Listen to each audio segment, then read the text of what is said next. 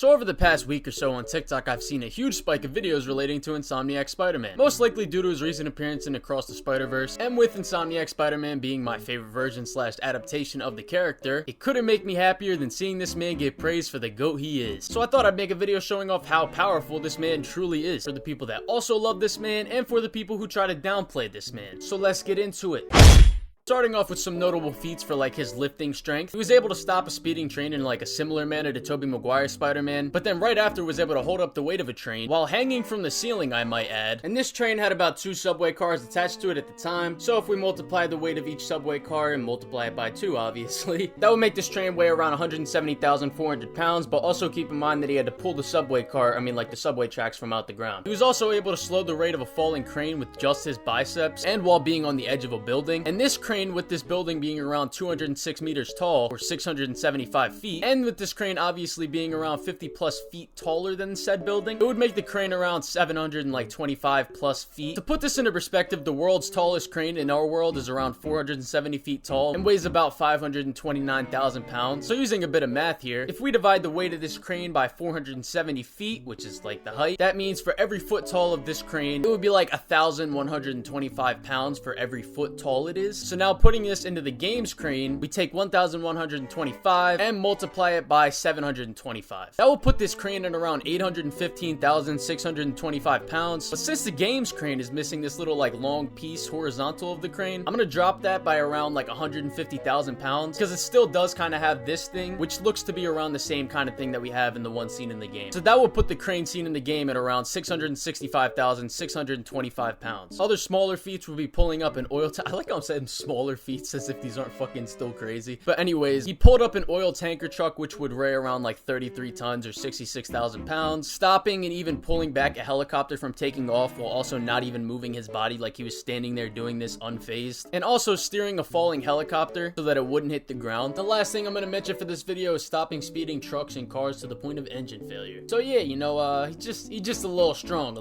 I mean, me personally, I think I could probably do this with a bit of ease, you know what I'm saying? But that's just me, you know what I mean? Like, now put these two categories together due to Mr. Newton's like law of basically saying if you can dish it, you must be able to take it. So while having 14 broken bones, Spider-Man was still unfazed by this hit from Electro. And to see how much power was in this attack and what this version of Electro is capable of, I'll let a YouTuber named Crisis take this one away for me. The strength of Spider-Man can most be seen through his battles with the lightning manipulating Electro, a being shown destroying a smokestack just by ramming through it, landing Electro's attack potency at around 15 billion joules or large building level. So Spider-Man with 14 broken bones was able to casually take a large building level hit and was able to instantly keep fighting like it was nothing. And in the Spider-Geddon's comics run, which is canon, I've seen people trying to say this comic isn't canon when it was literally confirmed by the writers that it is canon. There's a number of things that really excite me about Spider-Geddon, but one of the biggest would definitely be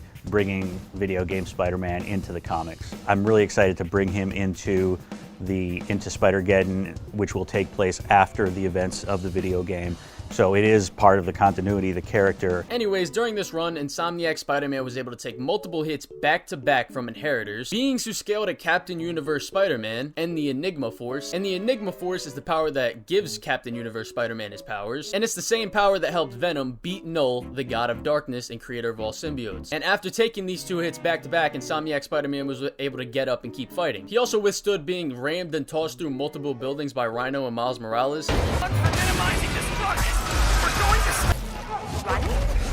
And surviving and still holding on to Rhino during this.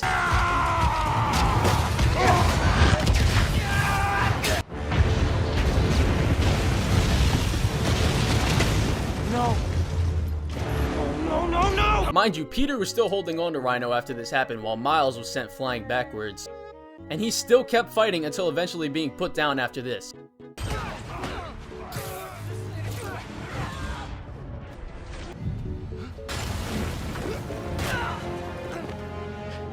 And honestly, if we're being real with ourselves here, if this wasn't Miles' game, Peter would have got up and kept going. But they just needed this moment for Miles beating Rhino, which I really like this fight and moment for Miles, so I'll just let Insomniac get off with that one. And it's not like it's the first time a Spider-Person has ever been nerfed for plot reasons. What do you mean? Look at you go. Wow, nice catch. 3,000 pounds, 40 miles an hour. Wow, that's pretty cool. Spider-Man can stop moving cars? That's crazy.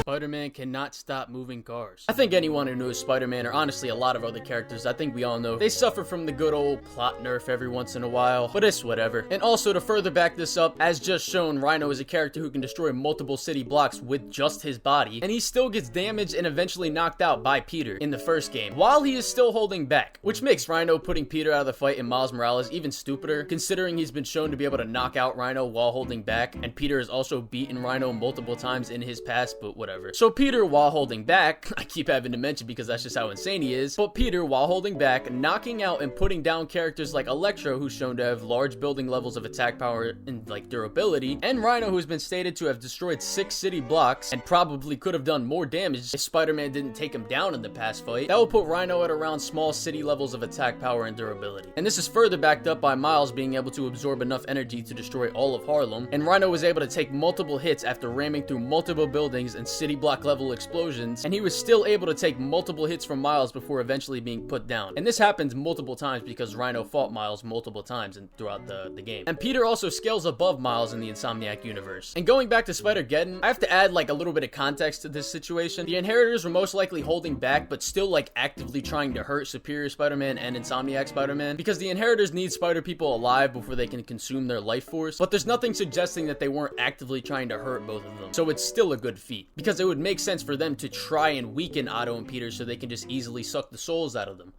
Pause. Also, this panel shows that Insomniac Spider-Man and 616 Spider-Man are relative in terms of attack power and like durability. And don't try to tell me, well now hold on, Superior Spider-Man has worse feats than actual Peter Parker of 616. Shut the fuck up. Anything 616 Peter could do in terms of like physical capabilities, Superior Spider-Man can also do, because they are literally the same body. Just because Superior Spider-Man doesn't have the same type of feats doesn't mean he can't do what 616 Peter can in terms of physical capabilities, because they are literally the same body. Just because a different person's in it doesn't mean your physical capabilities such as strength, speed, and durability change. And if you think just because Superior doesn't have like similar or better feats than 616 Peter, which he kind of does, he has a lot of really good feats, but if you think he's not just as physically capable as 616 Peter was when he was in the body, you're actually brain dead. Like, you actually have brain damage and you need to get it checked out, because for the last time, they are literally the same body. Like, I don't know what's so hard to understand about that. I know most people who like actually can use their brain would understand that, but like I had like 3 people arguing with me in my comments who I've now blocked, so I don't even have the comments, but I had people arguing with me about that, and it's the most stupid fucking argument in the fucking world. So yes, 616 Peter and Insomniac Peter are relative in terms of like attack power and durability, and for a lot of 616 Peter's like feats in this category and like other categories, I'll leave a link in the description to a Reddit post that links to a lot of Peter's feats. So if you want to know some of his feats, the link to that post will be in the description. And also, since they are relative in attack power, that would probably also mean they are relative in strength. I know Insomniac doesn't have better feats than like 616 Peter in terms of strength, but his attack power comes from his strength, so that would also mean they are semi-relative in terms of strength. But I know some little dweeb's not gonna understand that, so it's whatever. But just to put it into perspective, what do you think is gonna hurt more, a punch from Daredevil or a punch from Spider-Man not holding back? The answer is the punch from Daredevil, because you're not gonna feel the punch from Spider-Man because you're gonna be fucking dead. And why can we assume that Spider-Man would punch harder than Daredevil? Maybe because he's fucking a million times stronger than him. Like, what do you think's gonna hurt more, a punch from fucking Kevin Hart or a punch from Dwayne Johnson? Unless you're using like some type of gadgets to boost your attack power is going to be coming from your strength. One more thing I'd like to add in there real quick is that Insomniac Spider-Man's suit is actually armored. Like, all the white parts of his suit is all carbon fiber. It's like a flexible carbon fiber material. So the white spider, the like gauntlets on his hands and stuff, that's all like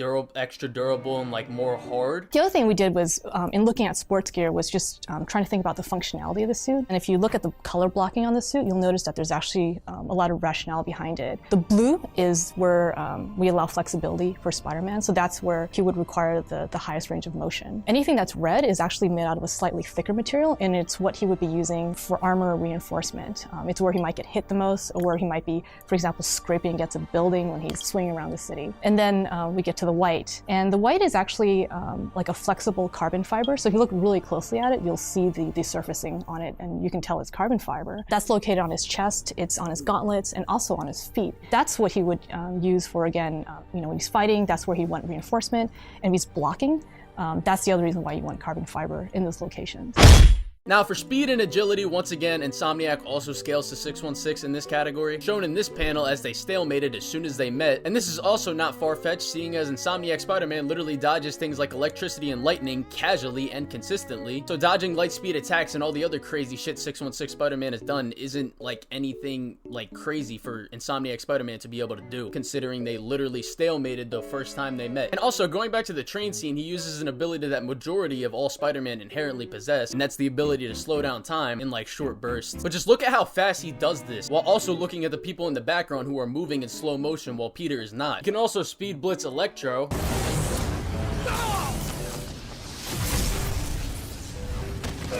And he did this twice throughout this one mission, and you can web strike him while doing the boss fight. You really grew in prison, didn't you? Electro's a character who can move around like this. Spider-Man, I thought this was a chase!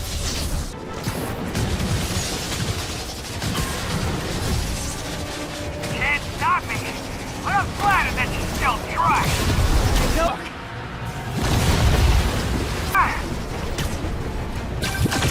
Okay, I got the security cameras back online. How's it look? And also keep in mind, he's dodging Electro's electricity while being mid-air and still having 14 broken bones, which would most definitely hinder his movement.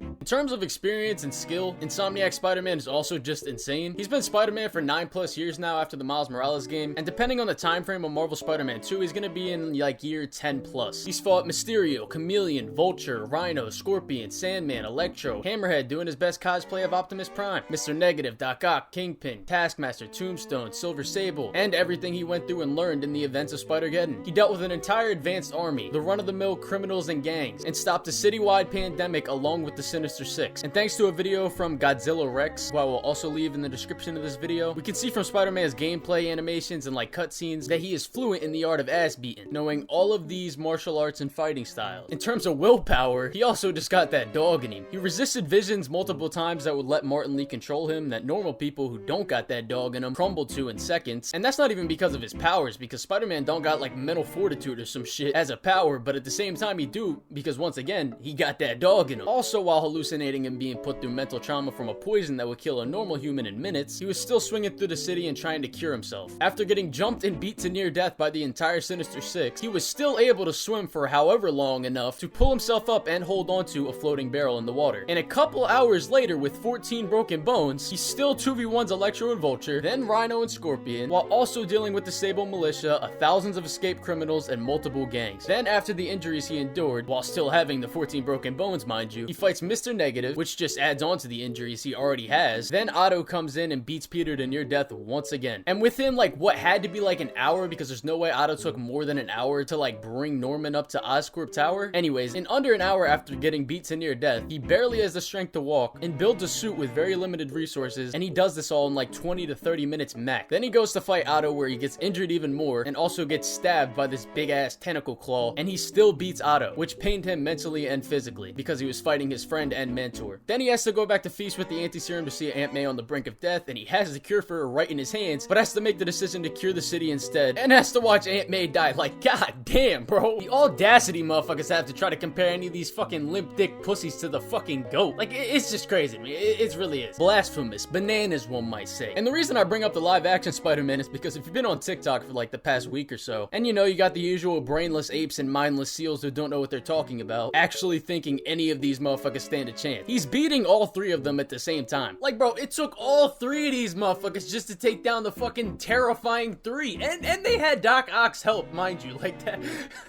And he's also a way better adaptation of Spider-Man, and just a way better version of the character than any of these sorry motherfuckers thinking they someone. Nah, I'm just fucking around. I love Tom and Andrew's Spider-Man, and I like Tobey's writing, but in terms of the actual Spider-Man personality, Tobey Maguire is just a fucking random goofball who doesn't capture Spider-Man's personality at all. Anyways, moving on. So with the last category here, I want to start off this category by addressing something that relates to Insomniac's like velocity suit. And if you don't know what the velocity suit is, it's basically an armored suit that is bulletproof and that turns Spider-Man into a speedster. And he's able to move so fast that time almost comes to a complete standstill and people can't even perceive that he's in the same room as them. The history and like making behind this suit was shown in like the Gamerverse comics, which aren't canon to the Insomniac universe. Two of the comics are simply just retellings of the stories which we already got, being the main story and the DLC for Black Cat. And the Velocity comic is a standalone story that is completely new. But the story here, since it's set in the Gamerverse, isn't canon. But the suit itself is canon to the Insomniac universe and Spider-Man, and there's been no confirmation that says otherwise. And for one, all the stories in the Gamerverse are based off and retold stories of the Insomniac universe and Marvel Spider-Man. So that in turn means the Velocity comic would also be based off of how Peter made the suit in his universe after the events of the game. And also, it's just the telling of the story of how he made the suit and why he made it. And unlike the other books, it has no conflicting continuity breaking events that would conflict with the canon of the games or Spider-Geddon. And this could even be the exact story of what happens in the Insomniac universe, because he did make the suit in the universe. And on the physical copy of the back of the book, it says, how and why did Peter build the armored Velocity suit seen in Marvel Spider-Man? The secrets of the fan favorite suit are revealed. And for two, Insomniac specifically made this suit for this universe. Why would they make a new original suit just for this universe, just to not have it canon? That would make absolutely zero sense. And just because the Gamerverse thing isn't canon to the games, that doesn't mean the suit itself isn't canon. And there's also been zero confirmation that the suit isn't canon. And like I just said, all the Gamerverse comics are literally just based off of the Insomniac universe and stuff that's happened in it, and it's simply just either retold or completely new stories in that universe. And it's also not far-fetched at all to think that Peter could have made something like this. He is a science, math, and engineering genius, so yeah, the suit is canon to this universe, and Peter did make it. And this is another suit that Peter made up out of like scraps and junk, and he's also the only person in the Spider-Verse to ever make anything like this. So that is an extremely good like feat of intelligence. He also basically designed the entire neural interface Otto used for his arms, as we all know. He also made his own web shooters and web fluid, just like every other Spider-Man. He made a gravity manipulation gadget, web bombs, impact webs, even though technically Otto gave him the idea for the impact web. Anyways, he made the web trip mine, electric web, percussive blast that sent people flying and fit into his web shooters. All of his gadgets like fit into his web shooters. I don't know how, but it works. He designed drones that can work automatically or manually and have built-in EMPs and electric blasts. He designed a HUD system for his mask that allows him to see people through walls and other things. It's basically just like a computer in his mask, kind of like MCU Spider-Man or Iron Man, just without the talking AI. He was able to make an antidote for himself from the scorpion poison in like 10 minutes or so, like I talked about earlier. He was able to design realistic holographic like training scenarios for Miles and like, you know, gadgets and stuff. Well, I mean, like Miles turned them into gadgets, but it's Peter can obviously do the same thing. And lastly, like I also mentioned earlier, he made a suit with a fully functional neural interface that increases his durability and refills his web shooters for him. And he did this in around 20 to 30 minutes using only scraps from Otto's lab, which also further backs up that the Velocity suit is canon. Because if he was able to make the anti-ox suit within like 20 to 30 minutes, he can definitely make the Velocity suit. So yeah, if anyone ever tries to tell you that Insomniac Spider-Man is a bitch or overrated or loses to the most inconsistent human being in fiction who I love but always have to go against because his mentally challenged fan base who thinks he scales to gods and don't understand the meaning of plot armor when realistically in a death battle with no writing or bias he gets fucking abused by 95% of superheroes in a fight because he's still just a fucking human. If you ever run into someone like that, just send them this video. And thanks for watching, and I hope you all enjoyed this video, and goodbye.